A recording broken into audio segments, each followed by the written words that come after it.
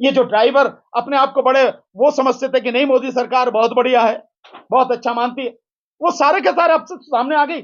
केवल इतनी बात नहीं है, ये कानून केवल सामने से दिख रहा है कि जो वो है ड्राइवर हैं उनको सजा देने के लिए। भाई ड्राइवर तो कौन है? आप भी ड्राइवर हो, ये सारे के सारे जितने पत्रकार बैठे, भैया मोटरसाइकिल पे आए हो ना, कार से आए हो ना, तो ड्राइवर तो तुम भी हो, मैं भी हूं। इस देश में मैं समझता हूं छोटे मोटे बच्चों को छोड़ के अब बाकी सारे लगभग लोग जो है मतलब ड्राइवर ही हैं।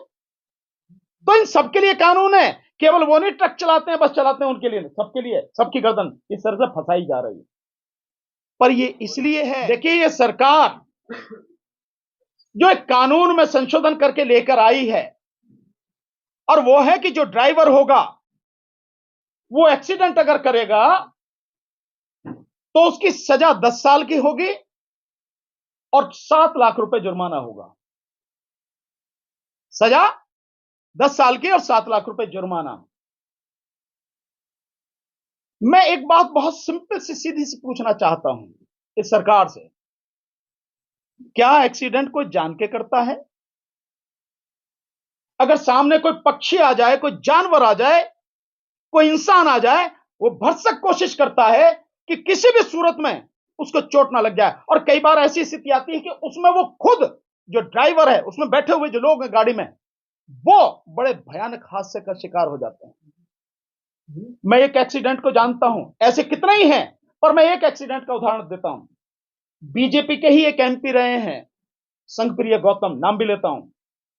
वो लखनऊ की तरफ जा रहे थे गाड़ी से, एम्बेसडर गाड़ी में ऐसे ही एक व्यक्ति को, साइकिल वाले को बचाते हुए उनकी गाड़ी एक गहरे उसमें पोखर में, जोहड़ जिसे बोलते हैं, पूल, तालाब जिसे अंग्रेजी में और हिंदी में बोलते हैं, उसमें जाके गिरी। उनके परिवार के 4 लोगों की मौत हुई, 4 लोगों की, जिसमें उनका बेटा भी था। उनका बेटा, 4 लाशों का अंतिम संस्कार बुलंदशहर में हमने खुद, हम सब ने मिलकर वहां किया। स्थिति क्या रही होगी आप इसका अंदाजा लगाओ। तो कोई भी जानबूझकर एक्सीडेंट नहीं करता, एक्सीडेंट हो जाता है। एक्सीडेंट यही तो नाम है, घटना, दुर्घटना हो जाता है। आप उसमें इतनी कड़ी सजा का प्रावधान कर रहे हो। अगर आपको लगता है कि इसकी जरूरत है और आप इसे रोकना चाहते कि कोई जानबूझ के ना करे, तो भाई उसके लिए तो कानून पहले से ही है।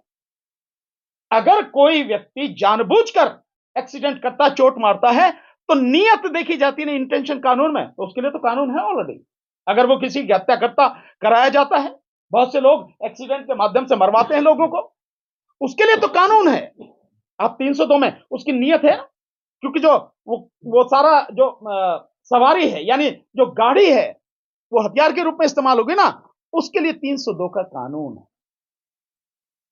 आप ये जो ला रहे हैं, इससे बड़ा इस देश की जनता के साथ और मजाक हो नहीं सकता।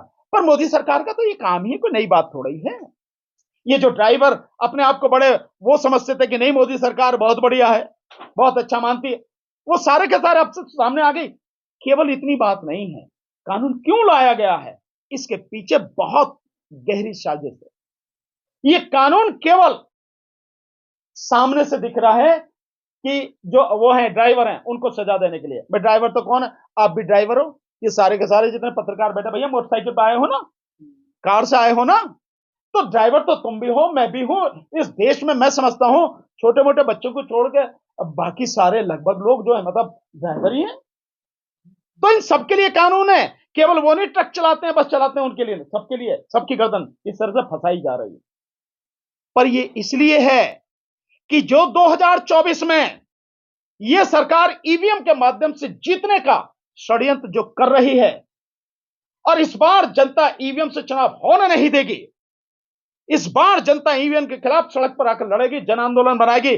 उस समय कोई भी व्यक्ति किसी भी तरह से बस में, ट्रक में, गाड़ियों में, मोटरसाइकिल पे कहीं बैठ के ना आ जाए, इसलिए पहले इनकी गर्दन दबोचो।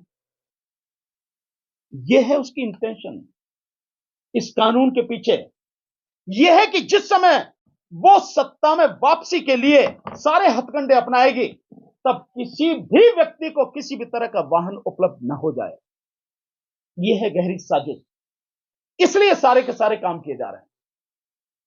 तो हम इसका पूरी तरह से विरोध करते हैं और सभी ड्राइवर भाई हमारे, जो इस देश की आधी से ज्यादा आबादी है, वो ट्रक के ड्राइवर हों, बस के ड्राइवर हों, मेटाडोर के हों, छोटे हाथी के हों, कार के हों, मोटरसाइकिल के हों, स्कूटर के हों, कोई भी, हम उनके साथ में हैं, पूरी ताकत से उनके साथ में हैं। इस लड़ाई में हम कंधे से कंधा, कदम से कदम मिलाकर उनका साथ देंगे। समझ में नहीं आता, सरकार का मतलब ये नहीं कि पहले करो और फिर देखो कि क्या होता है। सरकार का मतलब है कि सारी चीजों का आकलन पहले कर ले कि इसके संभावित परिणाम प्लस और माइनस क्या हो सकते हैं, पक्ष और विपक्ष में कहां तक जा सकते हैं, फायदे क्या हो सकते हैं, नुकसान क्या हो सकते हैं, उसके बाद में कानून लाना चाहिए। पर यह सरकार तो ऐसी है, नोटबंदी करती है और उसके बाद में लोग अपने ही पैसे के लिए सड़क पर मर जाते हैं। और सरकार दिन प्रतिदिन उनमें कानूनों में, उसमें नियमों में बदलाव करती है। ऐसे जीएसटी लाती है और जीएसटी में हजारों तरह के उसमें बदलाव कर दिए गए, बावजूद उसके आज भी ठीक से नहीं वो सारी चीजें आ रही काबू में।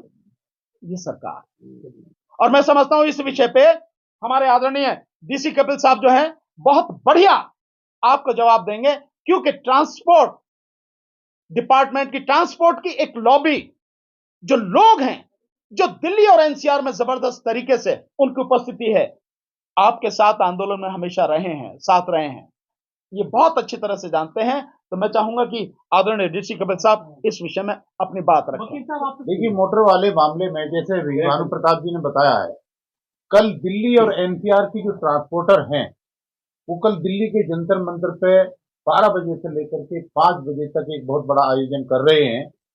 जैसे देश के दूसरे देशों में ट्रांसपोर्टरों ने ट्रांसपोर्ट को बंद कर दिया है, ट्रक खड़े कर दिए हैं, यहां पर भी वो स्थिति बनने वाली है।